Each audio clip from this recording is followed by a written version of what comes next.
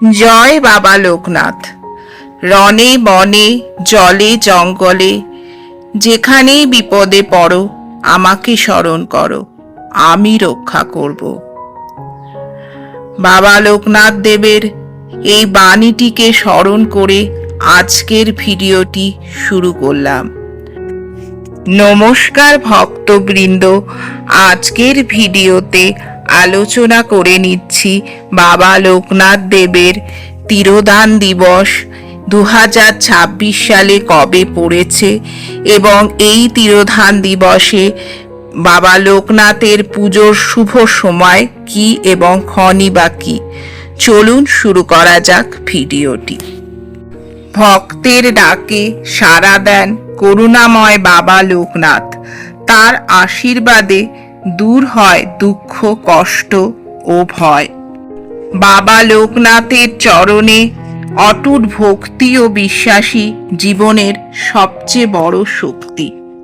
আসুন জেনে নি এবার 2026 সালে বাবা লোকনাথের তিরোধান দিবসের সঠিক দিন কি। এই বছর অর্থাৎ 2026 সালে 19শে জ্যৈষ্ঠ বাবা লোকনাথের তিরোধান দিবস পালিত হবে। 1297 বঙ্গাব্দে এই দিনে তিনি বারুদি আশ্রমে মহাসমাধি লাভ করেছিলেন।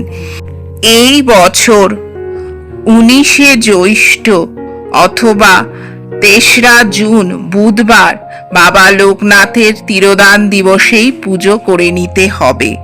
চলুন জেনে নিই পুজোর শুভ সময় কি আছে শ্রী শ্রী বেণীমাধব শীলের পঞ্জিকা অনুসারে।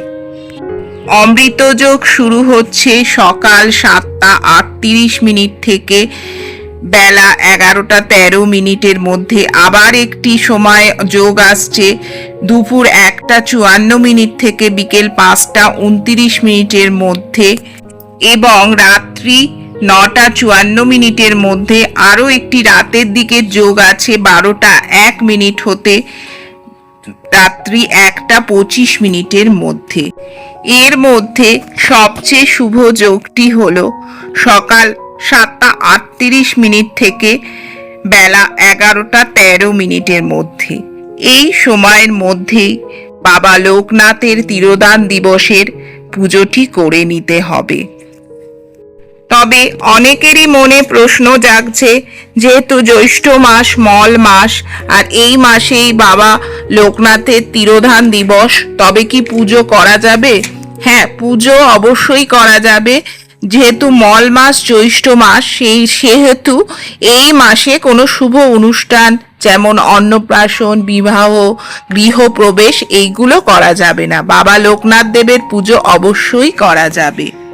পুজোর দিনে বাবা লোকনাথকে নীল বা সাদা রঙের ফুল অবশ্যই অর্পণ করুন। বেলপাতা, চন্দন, ধূপ আর প্রদীপ এই সামান্য উপকরণেই বাবা লোকনাথের পুজো আপনি করতে পারেন। যার হৃদয়ে বাবা লোকনাথের নাম, তার জীবনে শান্তি ও আশার আলো বিরাজ করে। জয় বাবা লোকনাথ। তোমার কৃপায় সকলের জীবন হোক সুখ, শান্তি ও মঙ্গলময়। আজকের ভিডিওটি এখানেই শেষ করছি। ভিডিওটি ভালো লাগলে চ্যানেলকে সাবস্ক্রাইব করে পাশে থাকুন। ধন্যবাদ।